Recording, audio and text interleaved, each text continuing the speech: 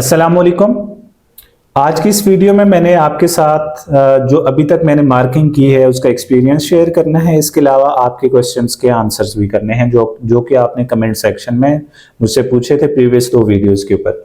तो यहाँ पे पहले मैं क्वेश्चंस की तरफ आता हूँ, बाद में मैं अपना एक्सपीरियंस शेयर करता हूँ कि किस तरह से मार्किंग हुई है और क्या रूब्रिक्स ठीक थे, हेड एग्जामिनर का बिहेवियर क्या था। ये सारी चीज़ें मैंने आपके साथ वन बाय वन डिस्कस करनी है। तो सबसे पहले मैं जो अपनी सबसे आखिरी जो वीडियो है हाउ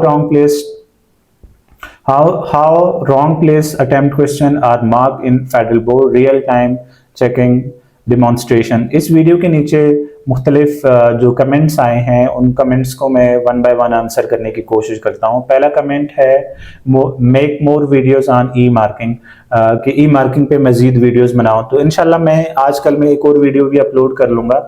तो ये मेरा वैसे भी प्रोग्राम था कि जैसे ही कोई नया क्वेश्चन मुझे अलॉट होगा तो उसके ऊपर भी मैं वीडियो बनाऊंगा। दूसरा कमेंट है अस्सलामुअलैकुम, प्लीज क्लास 12 फिजिक्स वीडियो।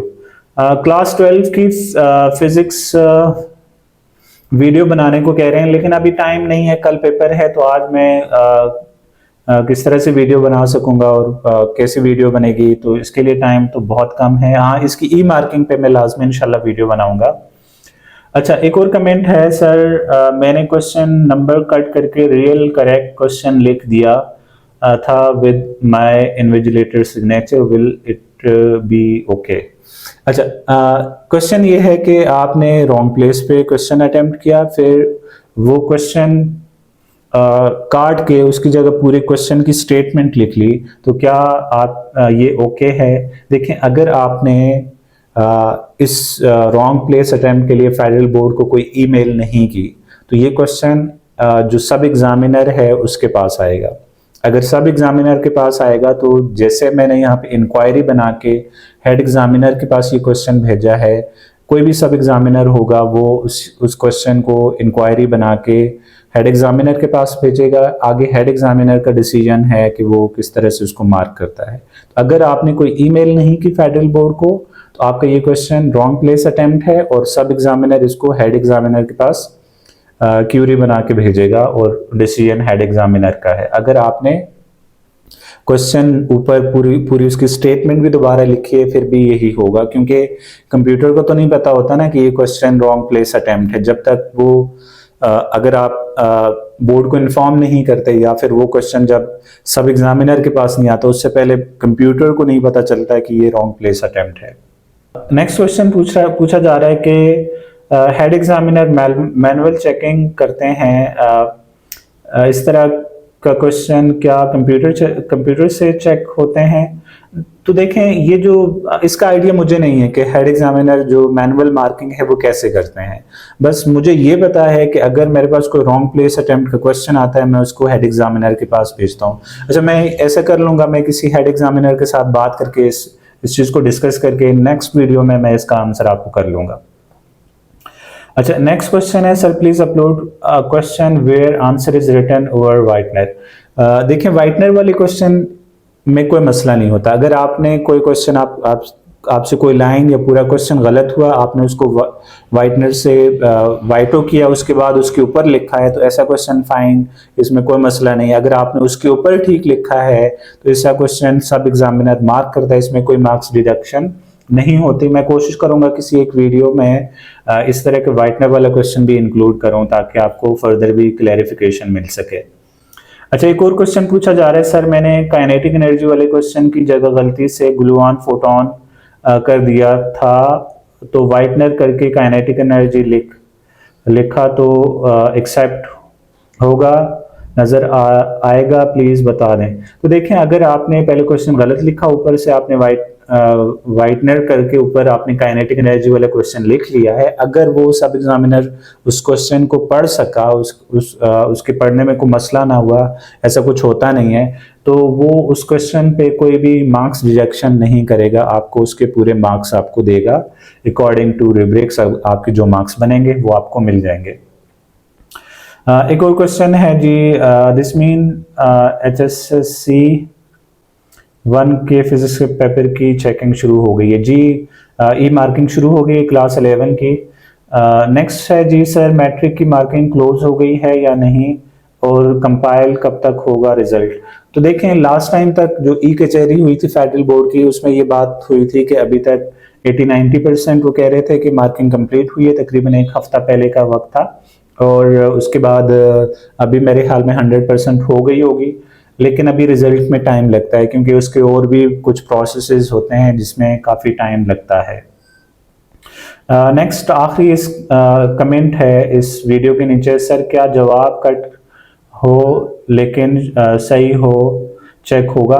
अगर आपने कोई क्वेश्चन क्रॉस किया है और वो ठीक लिखा हुआ है तो जो सब एग्जामिनर है, मैं अपनी बात करूं तो मैं तो इस तरह के क्वेश्चन को चेक करता हूं। अगर बच्चे का कोई भी नंबर बनता हो तो वो तो मैं देता हूं। उसमें मैं ऊपर उसने क्रॉस क्यों नहीं किया हुआ, अगर उसने ठीक लिखा हुआ है क्रॉस के नीचे तो मैं उसको मार्क उसके जो नंबर बनते हैं वो देता हूँ।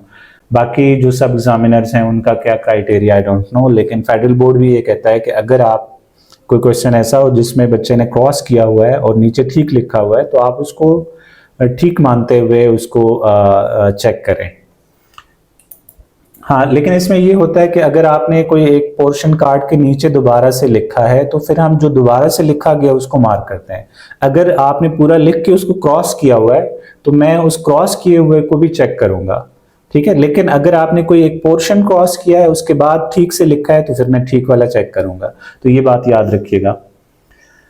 अच्छा जी, नेक्स्ट जो सेकंड लास्ट वीडियो थी उसके ऊपर जो कमेंट है वो कुछ इस तरह से है। पहला कमेंट है, last year it was same procedure that most of examiner were doing fair marking but head and senior examiner reduced it to 0 or terribly low level.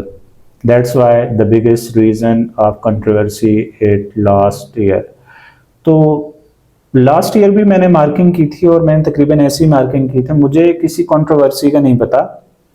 और ये भी मुझे आइडिया नहीं है कि उन्होंने मार्क्स रिड्यूस किए थे हेड एग्जामिनर या जो सब्जेक्ट स्पेशलिस्ट होते हैं, लेकिन जो मार्किंग हमने की थी वो भी तकरीबन ऐसी ही थी। लेकिन लास्ट ईयर के जो रूब्रिक्स थे वो थोड़े से कम थे। वहाँ पे किसी एक क्वेश्चन के लिए 3 लेवल होते थे, यहाँ पे एक क्वेश्चन के लिए 6 लेवल भी हैं। तो यहाँ पे लास्ट टाइम ये होता था हम या तो 3 नंबर देते थे या 2 नंबर या 1 नंबर, 0.5 वाला खाता वहाँ पे बहुत कम होता था। लेकिन इस साल इन्होंने जो लेवल हैं वो बढ़ा दिए रूब्रिक्स के अंदर, तो कंट्रोवर्सी का मुझे आइडिया नहीं है। इसके बाद please make video on checking of long question. देखिए, मुझे एक लॉन्ग क्वेश्चन जो इक्वेशन ऑफ कंटिन्यूटी का क्वेश्चन है वो मुझे रिसीव हुआ है। इंशाल्लाह मैं कल उस पर एक वीडियो बना के अपलोड कर लूंगा, तो उसके रूब्रिक्स वगैरह भी आप देख लेना कि किस तरह से रूब्रिक्स होते हैं लॉन्ग क्वेश्चन के लिए। अच्छा, नेक्स्ट क्वेश्चन या जो कमेंट है, sir if we represent the resultant particle is x and y instead of thorium and radium with correct atomic mass and atomic size, would it be consider correct? हाँ, अगर आपने देखे वहाँ पे जो अल्फा डीके वाला question है, वहाँ पे अगर आपको आइसोटोप का नाम नहीं आता, जैसे फर्स्ट अल्फा डीके के बाद वहाँ पे थोरियम बनता है और सेकंड के बाद रेडियम, तो अगर इनके नाम नहीं आता आप एक्स वाई लिखें, लेकिन उसका जो after alpha decay atomic number और मास नंबर सेम होने चाहिए, उसमें कोई मिस्टेक नहीं होनी चाहिए। अगर आपने एक्स एंड वाई लिखा है इट्स फाइन, इसमें किसी किस्म की मार्क्स डिडक्शन नहीं होती। और बहुत से क्वेश्चन ऐसे थे जिसमें उन्होंने एक्स एंड वाई लिखा, इवन कुछ बच्चों ने एक्स वाई के बजाय वहां पे यूरेनियम ही लिख लिया था कि आफ्टर 1 अल्फा डीके अगेन उसने यूरेनियम लिख लिया था, लेकिन उसका अगर एटॉमिक नंबर और मास नंबर दोनों सेम जो आइसोटोप के आने चाहिए वो थे तो हमने उसके मार्क्स दिए हैं। उसमें सिंबल की वजह से कोई हमने मार्क्स डिडक्शन नहीं की। सर अगर पेपर में वाइटनर यूज किया हो और वो चेक होगा या नहीं? प्लीज, वाइटनर अगर आपने यूज किया तो वो चेक होता है, उसमें कोई मसला नहीं है। अगर स्कैन होके हमारे पास आ जाता है, हमें नजर आ जाएगा तो हम उसको चेक करेंगे, उसमें कोई मार्क्स डिडक्शन नहीं होती। नेक्स्ट कमेंट है, सर पीबीए की भी ई मार्किंग होती है? जी, पीबीए की भी ई मार्किंग होती है, वो लास्ट में होती है, उस पर भी मैं इंशाल्लाह वीडियो बना लूंगा। Thanks to head examiner for giving 1.5 mark, 3 marks should only be given if mathematically proved. अच्छा जी, ये एक बच्चा कह रहा है कि हेड एग्जामिनर ने ठीक किया 1.5 मार्क दे के सिर्फ 3 मार्क्स उस सूरत में मिलने चाहिए जब कोई मैथमेटिकली प्रूव करे। मैं आपके साथ यहाँ पे डिसएग्री करूँगा, क्योंकि बहुत से क्वेश्चन ऐसे होते हैं जिसमें थ्योरी की मदद से भी अगर आप उस रूब्रिक्स को फुलफिल कर लेते हैं तो वहाँ पे आपके 3 मार्क्स बनते हैं। हमें जो इंस्ट्रक्शन मिली हुई है कि रूब्रिक्स के अकॉर्डिंग अगर बच्चा कोई बात ठीक लिख लेता है तो वहाँ पे उसको 3 नंबर मिलने चाहिए। ये पता नहीं कौन से एक क्वेश्चन में कॉन्फ्लिक्ट था, लेकिन मैं आपको बता दूं कि बहुत से क्वेश्चन ऐसे भी हैं जिसमें मैंने 1.5 मार्क दिए हैं, जो हेड एग्जामिनर ने वहां पे 2.5 या 3 मार्क्स दिए हुए हैं। तो देखें, हेड एग्जामिनर भी इंसान है और मैं भी इंसान हूँ, गलती मुझसे भी हो सकती है, हेड एग्जामिनर से भी हो सकती है। और मेरे पास बहुत से क्वेश्चन ऐसे आए हैं जिसमें हेड एग्जामिनर की मार्किंग ठीक नहीं थी, लेकिन मार्जिन ऑफ एरर हर जगह पे होता है, तो इंसान से गलती हो सकती है। और इस बात से मैं डिसएग्री करूंगा कि 3 नंबर सिर्फ उस सूरत में दिए जाएं जब कोई मैथमेटिकली प्रूव करे। अगर आपने रूब्रिक को फुलफिल किया तो आपके 3 मार्क्स अगर बनते हुए तो आपको मिल सकते हैं। एक और क्वेश्चन है, I have written that kinetic energy of charge remain same. I have written that kinetic energy of charge remains same inside magnetic field, because inside magnetic field it moves by magnetic force from weaker to stronger field, so no change in kinetic energy. नहीं, ये वाली reason ठीक नहीं है। अगर देखें आप, kinetic energy of charge particle क्यों कांस्टेंट रहती है जब वो किसी भी यूनिफॉर्म मैग्नेटिक फील्ड में मूव करता है? तो वहां पे जब वो सर्कुलर पाथ में मूव करता है तो उसका वर्क डन जीरो होता है। वर्क क्यों जीरो होता है? क्योंकि वहां पे डिस्प्लेसमेंट और जो फोर्स होती है, सेंट्रीपिटल फोर्स, वहां पे उनके दरमियान में 90 का एंगल बन रहा होता है। उस सूरत में वर्क जीरो होता है। वर्क एनर्जी थ्योरम के मुताबिक change in kinetic energy work done की इक्वल होती है। दैट्स व्हाई वहां पे जो काइनेटिक एनर्जी है वो कांस्टेंट रहती है। ये बात आपने लिखनी थी, या इससे रिलेटेड अगर आप कोई बात लिख लेते ये करेक्ट मानी जाती। हाँ, इसमें आपको सम रेलेवेंट इंफॉर्मेशन के तौर पे 1 नंबर या 0.5 मार्क्स मिल सकते हैं। सर, अगर क्वेश्चन में गलत जगह लिख दिया है, सर अगर क्वेश्चन गलत जगह पे लिख दिया, आफ्टर रियलाइजेशन आपने क्वेश्चन नंबर चेंज किया हो और प्लस इन्विजिलेटर से साइन भी हो, will it be scanned and checked? If no, then what is procedure of its fair checking? तो मैंने जैसे ये एक वीडियो बनाई थी जिसमें मैंने आपको बताया था कि किस तरह से wrong place attempt question mark होता है। देखें, अगर आपने वहां पे क्वेश्चन लिख लिया है, ये क्वेश्चन नंबर ठीक से लिख लिया है, तो फिर भी ये रॉन्ग प्लेस अटेम्प्ट ही है। क्योंकि देखें, फेडरल बोर्ड में आपकी जो शीट्स होती हैं डिटैच करके कंप्यूटर की मदद से स्कैन करके उनका जो ऊपर कोड होता है उसको छुपा के आगे सब एग्जामिनर के पास भेजा जाता है।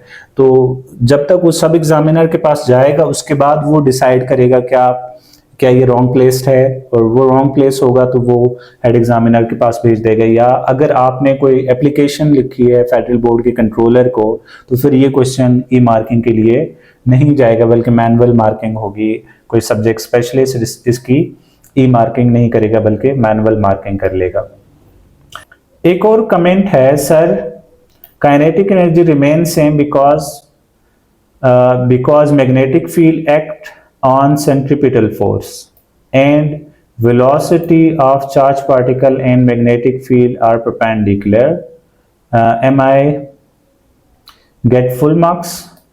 तो देखें, यहाँ पे आपने कहा है कि काइनेटिक एनर्जी सेम रहती है क्योंकि मैग्नेटिक फील्ड एक्ट करती है ऑन सेंट्रीपिटल फोर्स। आप ये बात कर सकते थे कि magnetic force as centripetal force act करती है and velocity of charge particle and magnetic field are perpendicular. नहीं, आपने यहाँ पे ये लिखना था कि जो डिस्प्लेसमेंट है या वेलोसिटी, क्योंकि वेलोसिटी एंड डिस्प्लेसमेंट की सेम डायरेक्शन होती है, तो आप ये लिखते हैं कि मैग्नेटिक फोर्स या सेंट्रीपिटल फोर्स और डिस्प्लेसमेंट के दरमियान में 90 डिग्री एंगल है, और वहां पे वर्क डन जीरो आ जाता है। By work energy principal kinetic energy का चेंज वर्क डन के इक्वल होता है, और क्योंकि वर्क डन जीरो आ गया, काइनेटिक एनर्जी का चेंज भी जीरो आ जाएगा। इसमें काइनेटिक एनर्जी कांस्टेंट रह रही है, सेम रह रही है। इस सूरत में आपको पूरे मार्क्स मिलने थे। यहाँ पे वो सब एग्जामिनर डिसाइड करेगा कि इस पे कितने मार्क्स मिलने हैं। बहरहाल फुल मार्क्स तो मेरे ख्याल में आपको नहीं मिलेंगे इस क्वेश्चन के लिए।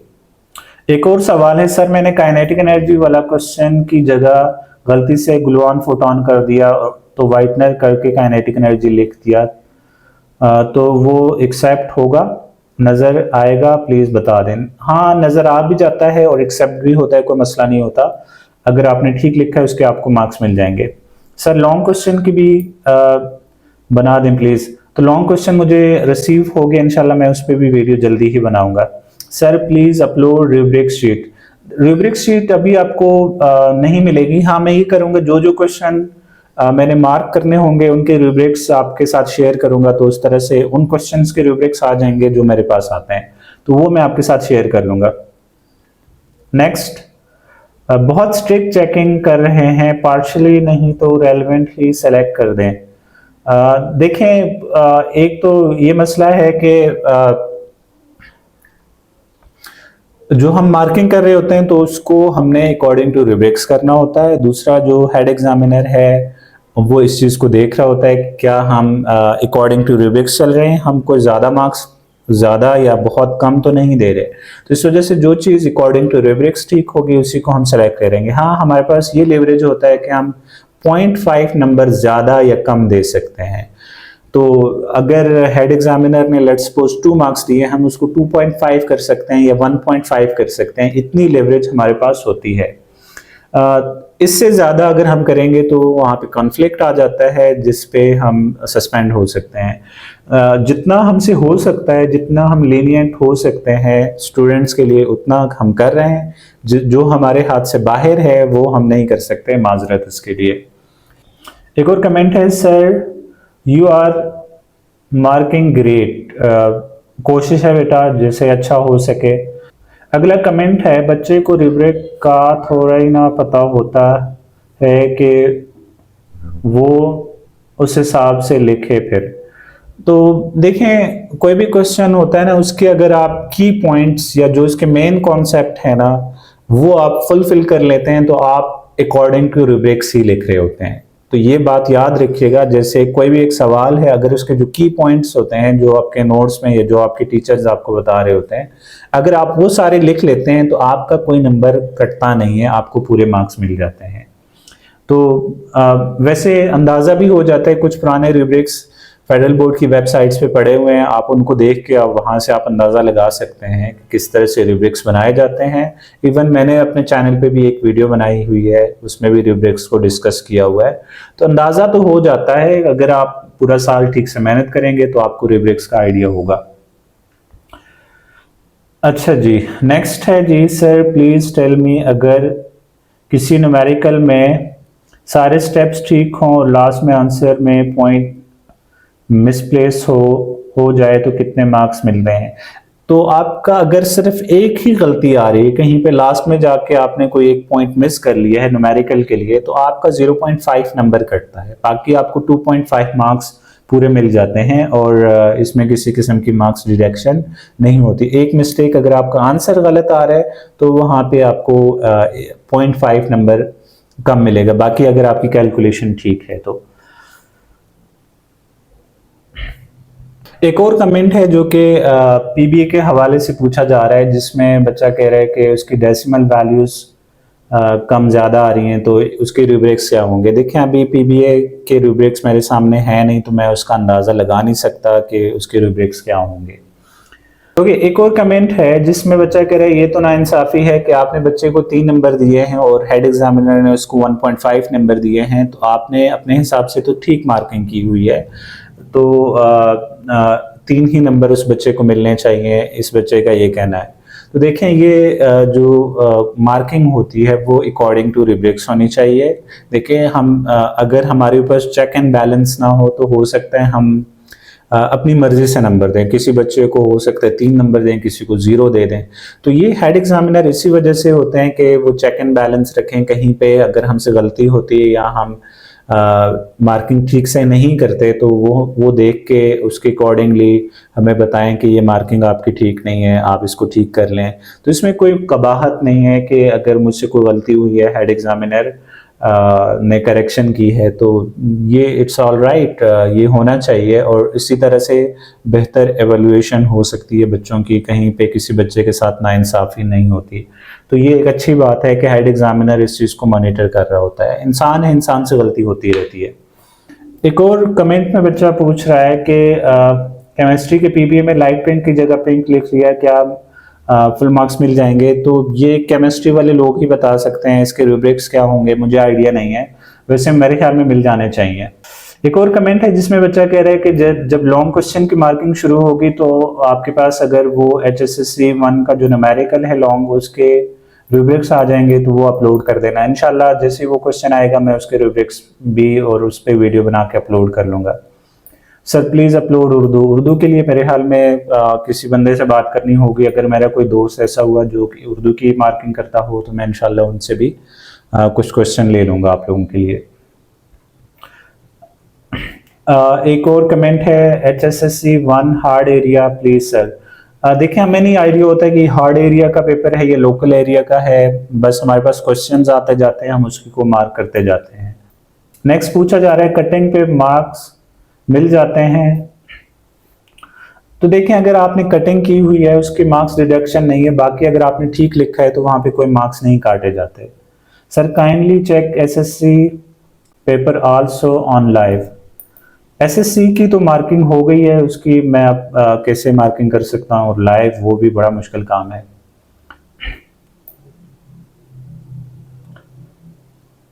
एक और कमेंट है sir after alpha decay atomic number mass number are correctly written, how much mark will be given if the element doesn't change.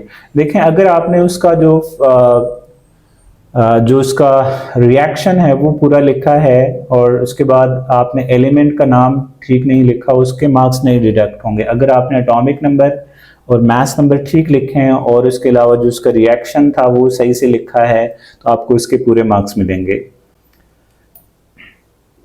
Sir PBA की भी मार्किंग भी दिखाई है, पीबीए की जैसी शुरू होगी इंशाल्लाह मैं उस पर भी वीडियो बना लूंगा। ये आप लोगों के वो कमेंट्स थे जिनको मैंने आंसर किया। अब मैं आपको ये बताना चाहूँगा कि अभी तक फेडरल बोर्ड की तरफ से मुझे 2 अलॉटमेंट्स मिली हैं, जिनमें से 500 की एक अलॉटमेंट थी, 500 की दूसरी, और उसमें से मैंने 531 क्वेश्चन मार्क कर लिए हैं। और जो इसमें जो पहला क्वेश्चन था काइनेटिक एनर्जी और अल्फा डिके, वहाँ पे बच्चों के थोड़े से कम मार्क्स थे, लेकिन अगले जो क्वेश्चन था जिसमें LDR और LDR के क्वेश्चन और साथ में जो Faraday's law of electromagnetic induction के क्वेश्चन थे वहाँ पे बच्चों के काफ़ी अच्छे मार्क्स थे। तो अब आगे के लिए ये है कि नेक्स्ट जो वीडियो मैंने बनानी है वो कोशिश करनी है लॉन्ग क्वेश्चन पे, और कुछ शॉर्ट क्वेश्चंस भी रहते हैं उन पे भी मैं कोशिश करूंगा एक वीडियो बना लूं ताकि मजीद रूब्रिक्स भी आपको समझ आए। अगर आपको कोई क्वेश्चन हो तो आप कमेंट सेक्शन में बिल्कुल पूछ सकते हैं, इंशाल्लाह मैं उन सारे कमेंट्स को आंसर करने की भरपूर कोशिश करूंगा। इंशाल्लाह नेक्स्ट किसी और वीडियो में आपसे मुलाकात होगी। अल्लाह हाफिज।